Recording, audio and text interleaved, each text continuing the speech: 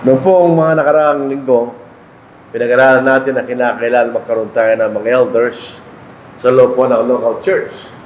Kaya ito po yung ating pagpapatuloy at tingnan natin kung ano kaisa na ipinakilala sa atin ng Diyos sa bagong tipanigil po sa iglesia. Pagka tinitingnan natin ang kahulugan ng salitang iglesia, ito yung ginagamit sa dalawang kahulugan. Bagamat silang kahulugan ng iglesia, ito yung kapulungan ng lahat ng mga tinawag sa pamagitan ng ating Panginoon. Ito yung ginagamit sa dalawang paraan. Yung tinatawag na universal sense. Ano po? Yung salitang universal sense, ang ibig sabihin, pag ginamit ang salita sa ganitong paraan, ito'y nagsasabi ng kabuuan ng lahat ng mga taong naligtas sa lupa, buhay at patay. Yung ibig sabihin niya. Pero sabihin ng Panginoon sa Matthew chapter 16 verse 18, na sabi niya, I will build my church. Ang ibig sabihin niya, dating araw na may magkakaroon ako ng kapulungan na mga naligtas sa pamagitan ng Ebanghelyo ng ating Panginoon. Ibig sabihin, nagsabihin ng Panginoon, I'll build my church, hindi siya magtatayo ng isang lokal na iglesia. Ang ibig lang sabihin, may magsisimula na ipangalan ng Ebanghelyo at sino mang susunod sa Ebanghelyo yun ay mabibilang sa mga tao na aking ililigtas. Yan ang ibig sabihin. No? Dahil din sa 1 Timothy, chapter 3, verse 15, kung ating babasahin, sinasabi nito, iglesia ang siyang angaligi at suway o saligan ng katotohanan kayo. So, ibig sabihin, pagka sinasabing iglesia, ang mga kapatid, mga Kristiyano, silang nanatili sa iglesia at silang nagbabantay sa katotohanan. Doon po sa Ephesians chapter 1, 22 to 23, lahat ng mga bagay na pinaniniwalaan at ginagawa sa iglesia ay galing sa ating Panginoon. So, hindi lang po sa local church pinag-uusapan ito, kundi sa pagkalahatan, sa mga Kristiyano, gayon din sa mga bagay na ginagawa sa mga kapulungan ng mga kapatid. So, yun po ang ating binasa. I also say to you that you are Peter, and on this rock I will build my church. Yun yung sinasabi natin kanina. Hindi siya magkatatag ng isang lokal na kapulungan. Siya magkakaroon ng bayan na naligtas sa pamagitan ng Ebanghelyo kanya. Yun yung sinasabi niya. So dito po sa 1 Timothy, chapter 3, verse 15, sabi niya, which is singular, isa lang yun, the house of God, which is the church of the living God, the pillar and ground of the truth. Kanya. So dito natin nakikita ang katotohanan sa iglesia. Ganon din po yung binasa natin kanina. Sa lahat ng mga bagay na ginagawa sa iglesia, ang ating Panginoon ng Pangulo sa lahat ng mga bagay niya. So ito singular, makikita natin. So meron din po isang paraan na ito'y ginagamit. So sa ganitong kahulugan, isang bahay ng Diyos. Sa lahat ng mga Kristiyano na niligtas ay pamilya ng Diyos. Kanya. Hindi siya tumutukoy sa mga iba't ibang local churches sa iba't ibang lugar. Ito tumutukoy sa lahat ng mga Kristiyano na niligtas ng Ebanghelyo. Sila'y pamilya ng Diyos. Kanya. Sila'y katawan ng Diyos o katawan ni Kristo. Ito'y sa kahulugan na lahat ng mga Kristiyano sila'y sumusunod sa ating Panginoon at kahari ng Diyos. Sa lahat, ibig sabihin ng Panginoon, ang siyang nag-ahari sa lahat ng mga Kristiyano kanya. Hindi tumutukoy siya isang particular na kapulungan lamang. Sa lahat ng mga Kristiyano pinag-uusapan doon. So ito sa iglesia, pag ito'y ginagamit sa ganitong paraan, ito'y tumutukoy sa lahat ng mga naligtas sa pamagitan ng Ebanghelyo. Ito'y walang organisasyon. Ito'y walang gawain. Ang tanging kapamahalaan ng ating Panginoon at kanyang salita. O sino mang sumusunod sa kalooban ng Diyos, na noon ay sumunod sa kanyang Ebanghelyo, ay nandoon sa iglesia ng ating Panginoon. So hindi tao nagdaragdag niya, kundi ang ating Panginoon. So ang Panginoon lamang nakakaalam kung tunay na ikay sumampalataya, ang Panginoon lamang nakakaalam kung ikay sumusunod sa kalooban ng Diyos. Tayo hindi. Yung Diyos lamang ang nakakaalam, no? At saka yung mismo tao. Dito sa Acts chapter 2, sa New King James, then those who gladly received His word were baptized, and that day about 3,000 souls were added to them. Sino yung them? Sa verse 47, praising God and having favored all the people, and the Lord added to the church daily those who are being saved. Magkikita natin ang Panginoon ang nagdagdag sa kanyang iglesia. So, kung Panginoon lawan nakakaalam kung sino yung mga naligtas at yung tunay na sumunod at yung hindi tunay na sumunod kanya.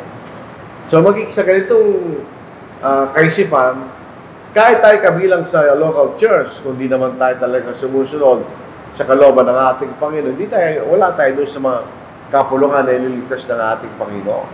Ngayon din po sa Ephesians chapter 5, verse 23, na siyang unang na iglesia at tagapagligtas ng katawan at ang katawan ng iglesia.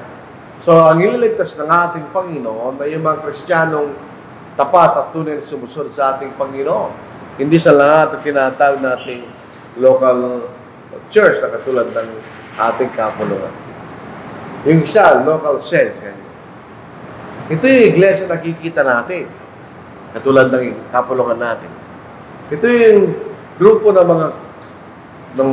ng mga Kristiyano sa isang particular na lugar na sila'y voluntarily na sumama doon. So, pag tayo na-bautisman, automatically, tayo dinalagdag sa iglesia ng ating Panginoon, o Universal Church. Pero yung isang Kristiyano, ikaw ang may kalayaan kung saan ka sasamba sa isang kapulungan ng mga Kristiyano. So, ito isang nakikita nating kapulungan na mga Kristiyano sa isang particular na lugar. Yung Universal Church, lahat nakikita yun. Yan ang mga taong lahat na may tunay na relasyon sa ating Diyos at sa ating Panginoon bilang tagapagligtas. Dito po sa 1 Corinthians chapter 1. Dito sa verse 2. The Church of God, saan? Which is at Corinth. So sa lugar po ng Corinto, ito yung pangunahing syudad sa lugar po ang tinatawag na Achaia sa bansa Grego. Merong kapulungan na mga tao, kapatid doon na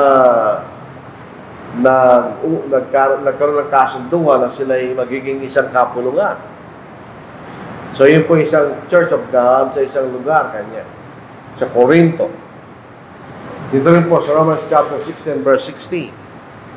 Ito yung ginagamit ng ibang pananampalataya sa maling paraan. Sabi nila, the churches of Christ greet you. Nang ibig sabihin daw, yung tao ay iglesia. Hindi totoo yun. Itong churches of Christ, ito yung iba't ibang mga kapulungan kay Kristo sa iba't ibang lugar na bumabati sa mga kapatid sa Rome. So, meron isang local church sa siyudad ng Rome at nang isulat ito ng ating Apostle Paul, pinaalam niya na iba't ibang kapulungan sa iba't ibang lugar ay binabati sila kanya. Pansinin natin, the churches, kanya, yun ay plural. Samantalang doon sa isa, I'll build my church, ay singular. So, po ito makikita na churches of Christ, ito ay tumutungkol sa mga iba't ibang kapulungan na mag-Christian sa iba't ibang lugar. Halimbawa, para maunawaan natin, mayroong kapulungan sa Angeles, yun ay local church sa Angeles. May kapulungan sa Fernando, yun ay local church sa Fernando. May kapulungan sa Mabalacat, yun ang local church na Mabalacat. Kung sinasabi natin, yung mga churches of Christ sa Pampanga na mo, tinutukoy may iba't ibang kongregasyon sa probinsya ng Pampanga. So, yun ay plural. Pag ito ay tumutukoy sa mga local churches. In Acts chapter 14, so they stayed there a long time with the disciples there. So may particular na kapulungan doon sa lugar na sila yung binto. In Acts chapter 5 verse 11, and so great fear came upon all the church, yung iglesia lang sa Jerusalem, na makita nilang pinatay ng Diyos si Ananias at Sapphira. Makita nila yun. Yung mga kapatid na nasa Jerusalem, natakot sila. Dahil ito mga tao ito, pinarusahan ng Diyos at sila pinatay. So, iyan ang Church of Christ o local church of Jerusalem. So, ito yung dalawang paraan ng pagkagamit. Depende po sa konteksto kung saan natin makikita yung salitang church.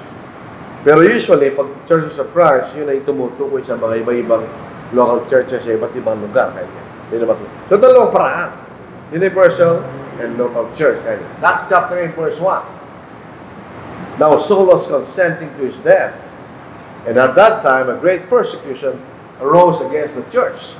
Kasi sa iglesia, which was at Jerusalem. So yung local church at Jerusalem ay inusig ng mga Romano panahon na yun. Ang mga Hudyo mismo. Dito rin po sa Acts 15, verse 22, nang sila'y sumulat kanya, makikita natin may church kanya. Then it pleased the apostles and elders with the whole church. So ito'y tumutukoy sa church sa Jerusalem. Sila magpapadala ng sulat tungkol sa mga bagay na kailan pinag-usapan. Na ang mga gentil ay lumayo sa mga lamangkati, sa pagkain o mga pagkain niya sa mga Diyos-Diyosan, sa dugo, sa pakikipit, ganyan. So yun ang kailangan pinadala sa iba't ibang lugar. Sa Acts 13, merong iglesia sa Antioch kanya. Now with the church that was at Antioch, so may iglesia doon. So isang local church. So ipakikita natin, may iba-ibang local churches sa iba't ibang lugar. So ito po isang voluntary organization ng mga Kristiyano sa isang particular na lugar. So kalimba, may nabaptize dito, hindi naman automatic na sasama sa atin. Kalimba, kung Tagano siya, nabaptisman natin siya rito, pero siya tayo ng mga lugar, kung buuwi na siya, doon siya magiging miyembro. Dahil doon siya nakatira. Magamat nabaptize siya rito.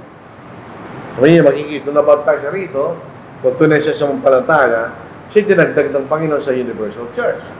Kaya, pumuwi siya sa kanyang bayan, dadagdag ng sarili niya doon sa church doon. So, makikita na pagkakaiba. Sa Universal Church, ang Panginoon ang nagdadagdag sa iyo.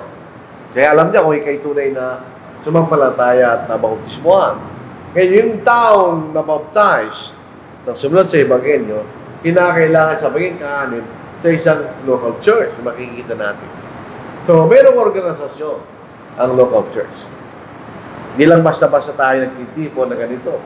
Meron kaisa na pinakitang Biblia, bagong tipan, tungkol sa iglesia. So, an established order kanya. Meron kaisa na ipinag-uutos ng Panginoon sa bawat local church na nabibilang sa ating Panginoon.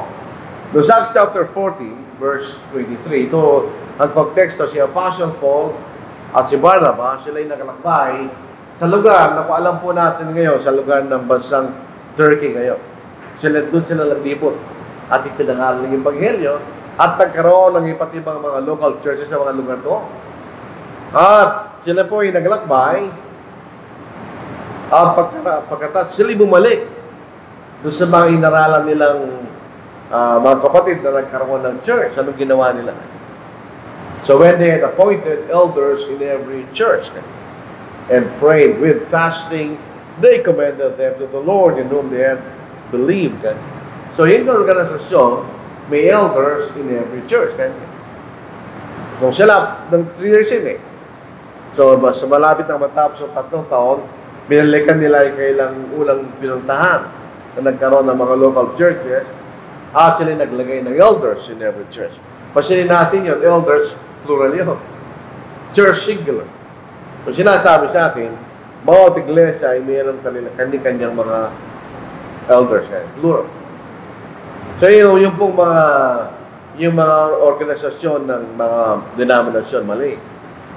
Kasi iniiba nila yung pastor sa elder at iniiba rin nila yung bishop. So doon sa organisasyon ng mga denominasyon, yung pastor ang pataas sa local church, tapos may elder sa kanya baba. Baliktad. Tapos yung mga kubisan, may mga grupo ng mga churches ng denominasyon na yun, at ang nanguna isang bishop. Halimbawa, yung mga United Methodist Church, ganun sila.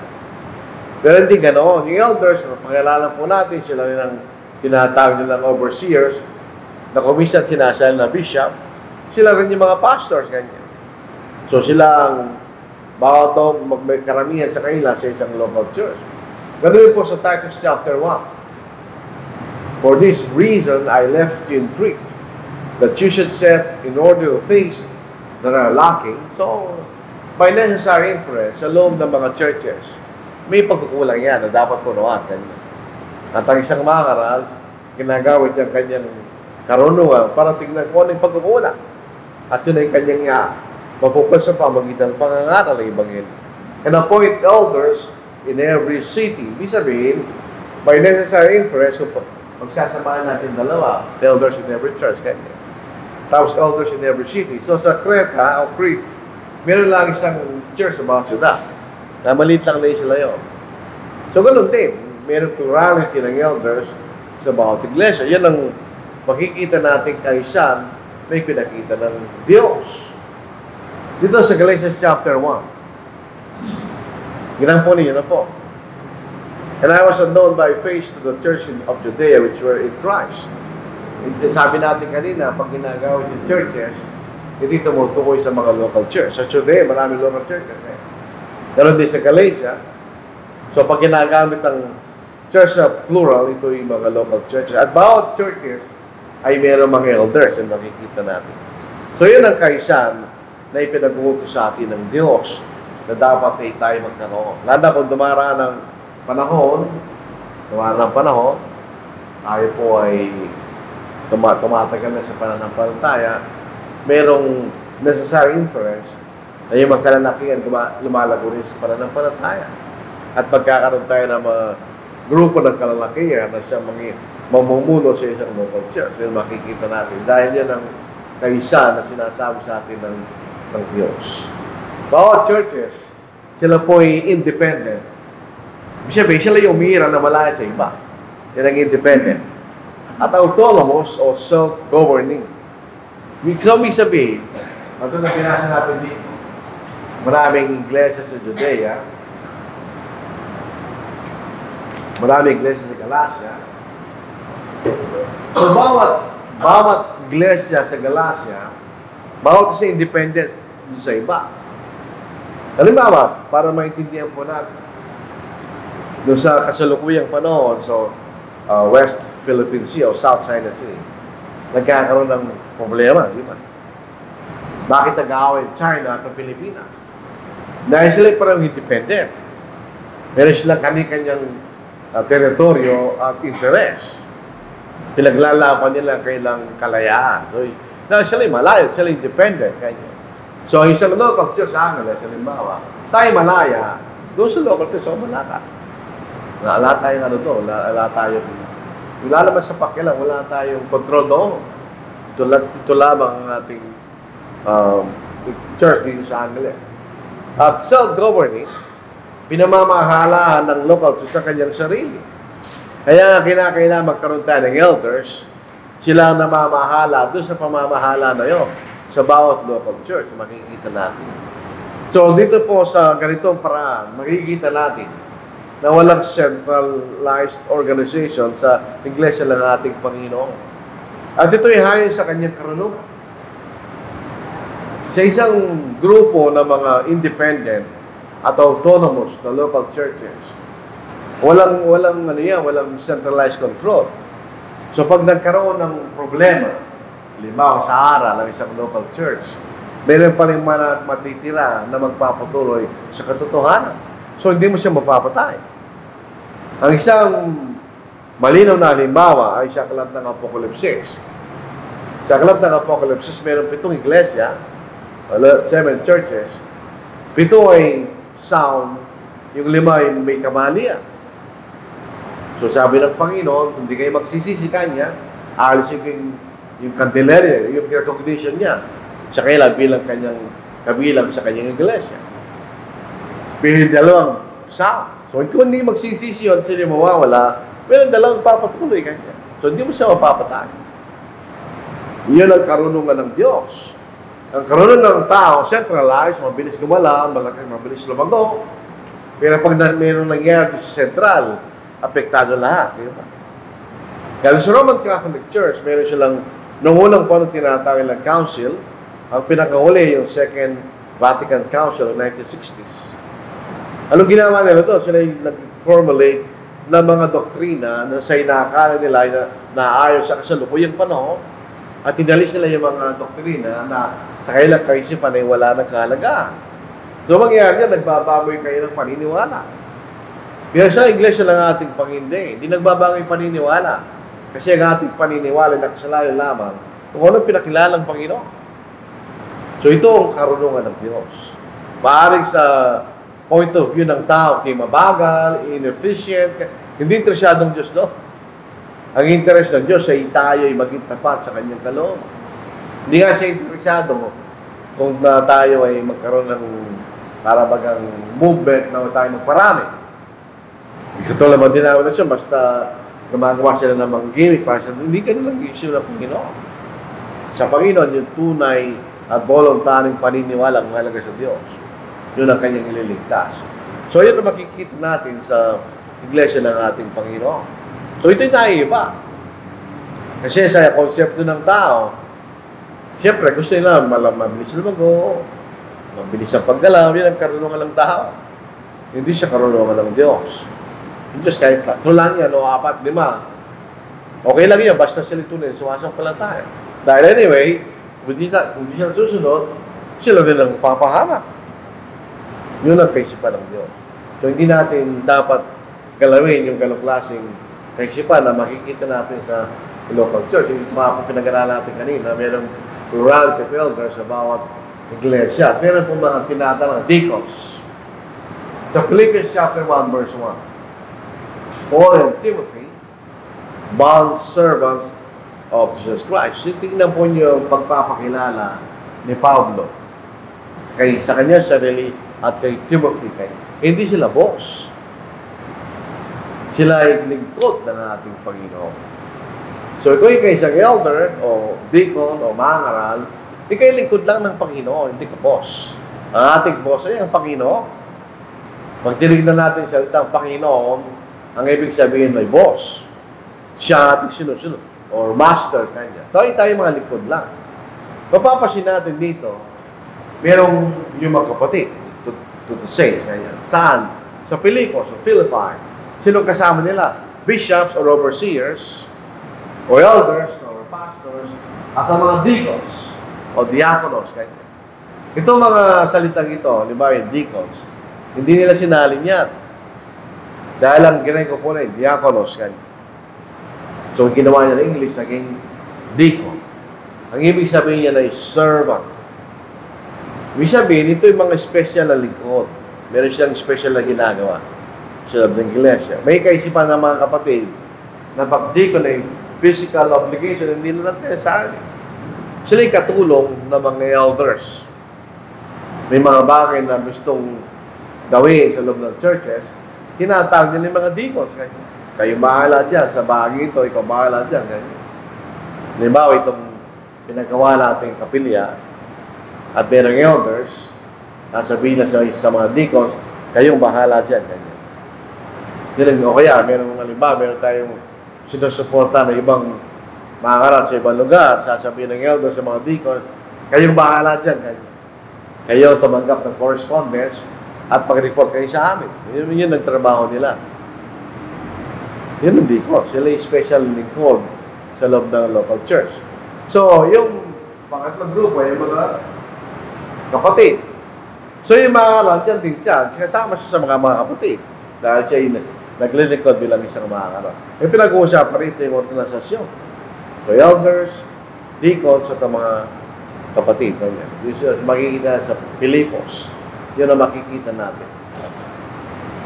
Ito ang mahalaga. Ang mga Kristiyano, meron silang obligasyon na maging kaanib ng isang local church. Hindi tayo natin makikita ang Christian at large. Doon ako sasama kayo, sabi sa kabila. Wala ganon. Hindi kami naglilingkod sa Panginoon in the context of a local church. Ibig sabihin, kung miyembro ka rito sa Angeles, halimbawa, dito ko miyembro. Tapos sa yung Capricho, gusto ko sumama kayo sa San Fernando nga. Baka hindi tatanggapin, hindi siya paglilingkod mo. Ang paglilingkod mo, itatanggapin lamang yan. Kung saan kami, unless otherwise, ikay by ikay napunta sa isang emergency sa ibang lugar. Pero kung hindi, walang ganon, at ikay normal lamang sa araw ng linggo, kinakailangan ka sumamba kung saan ka miyembro. Yun na makikita natin, tingnan po ninyo, ano po. Sa Rome, kanya. For we have many members, marami sila sa Rome in one body, but all the members do not have the same function. So sa loob ng local church, tayo pa ikalip sa isang local church, pero iba-ibang ating gawain, ganyan. May mangarang, gawain yung mangarang, yung may elders, ang gawain nila yung pangangalaga at pangasiwa ng kapulungan. Hindi ko sila tumutulong. Kasi mag-Kristiyano, ang pagkalatang likod ng Panginoon. Sila naglilingkod sa Panginoon. The Romans chapter 16. Nandito po isang controversy na po na tinatawag na meron daw pong diakonesa sa loob ng church. Kailangan natin unawain sa litang deacon o deaconess kanya sa konteksto. Ano ba yung sabihin no? Pag sinabi na deacon o deaconess, ay isang servant, lingkod.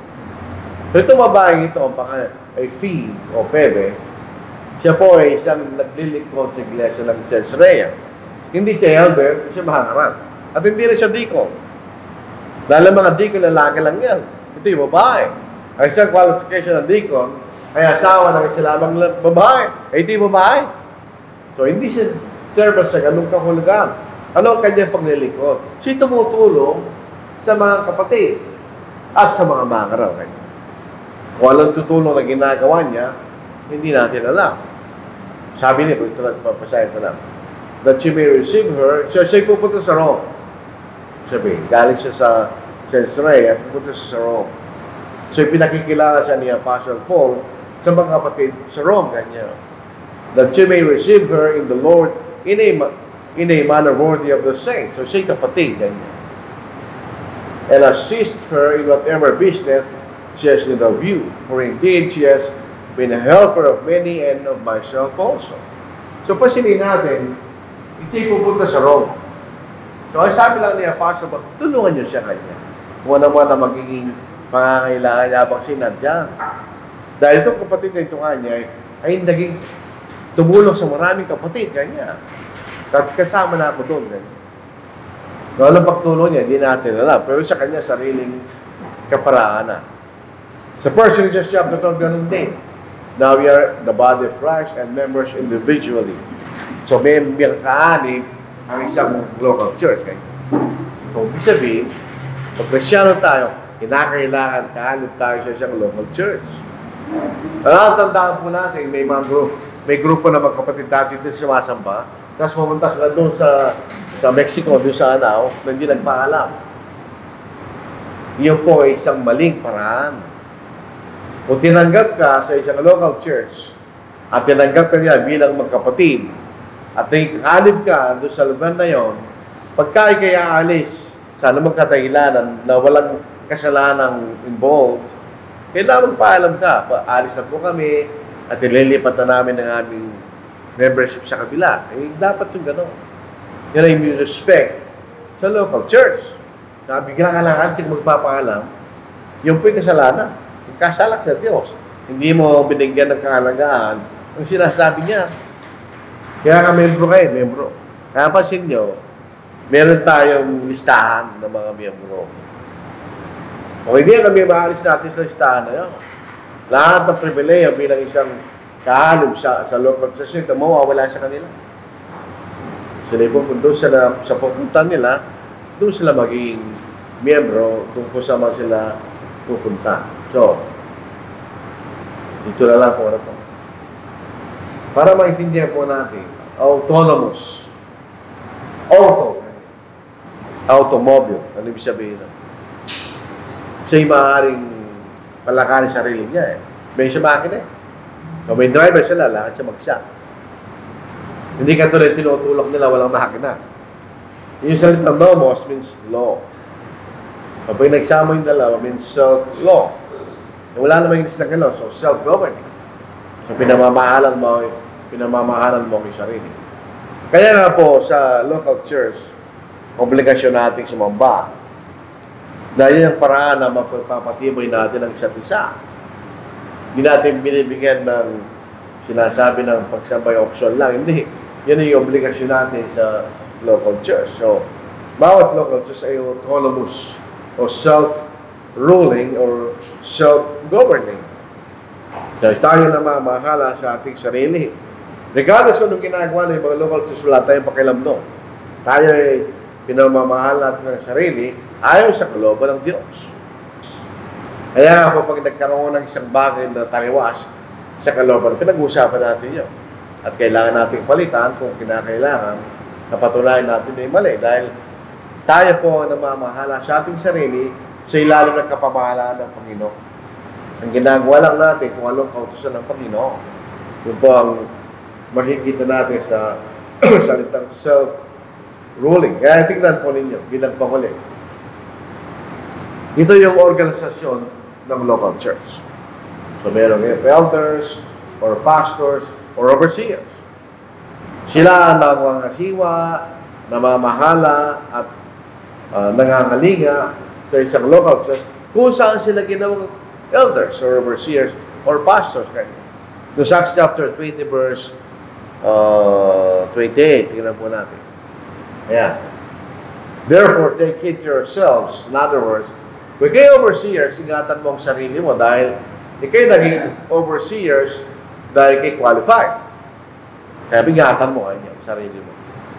And to all the flock, no, yung local church sa Ephesus, among which the Holy Spirit has made you overseers. Yung po paano ginawa ng Espiritu Santo ang mga tao ito na overseers. Ito po yung tinatawag nilang metonymy. Na ibig sabihin, binabanggit ang Espiritu Santo, pero ang ibig sabihin, yung kautusan na galing sa Espiritu Santo kanya. Ibig sabihin, itong mga taong ito ay natagpuan na angkop doon sa ipinag-uutos sa Espiritu Santo hinggil sa mga tagapangasiwa. Kasi ninyo, ito yung elders. Tinawag silang overseers at sila po ay pastors. Salitang shepherd. Yung po ay verb na shepherd na synonym ng pastor. To shepherd the church of God which He purchased with His own blood. Ano ang kailang pangangasiwaan? Yung iglesia, na kung saan sila ginawang tagapangasiwang kanya, doon lang. Wala lang iba. And din po sa 1 Peter chapter 5, verses 1 and 2. The elders who are among you, I exhort. I am a fellow elder kanya. Sa yung sum presbyteros, yung sum of fellow. And a witness of the sufferings of Christ. So siyang apostol. Pagkat ang mga apostles, sila saksi sa kahirapan ng Panginoon, pati kanyang pagkapuy na magaling. So siyang apostol at the same time, siya isang elder. And also a partaker of the glory that will be revealed. Yun yung pagkalatan sa mga Kristiyano. Shepherd the flock of God, which is among you. So pareho lang yung dalawa. Saan yung among you? Yung congregation na kung saan sila ginawang tagapangasiwa. Yun ang kasama nila. So, halimbawa, hindi may elders sa atin. Hindi pwede pang isama nyo ang balakad. Hindi man lang kasama yun. Sino kasama nila? Yung mga kapatid sa lugar na ito. Serving as overseers o tagapangasiwa, ang pwedeng synonym ng overseer, superintendent.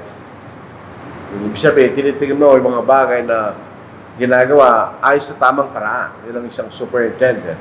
Kaya lang ayon sa kalooban ng Diyos. Not by compulsion o napipilitan, but willingly. Kaya he would desires the office of an overseer. So, 1 Timothy chapter 3. But willingly, not for dishonest gain, but eagerly. Nakita po natin sa ating pag-aaral na yung mga elders, siya po ay merong karapatan din sa support kung kinakailangan. Pero hindi yun ang kailangang iniisip. Gusto nilang maglingkod ng eagerly. Meron sila talagang pagnanasa ng lingkod bilang mga tagapangasiwa. So ito po ang ating pag-aaral tungkol po sa organization of the church.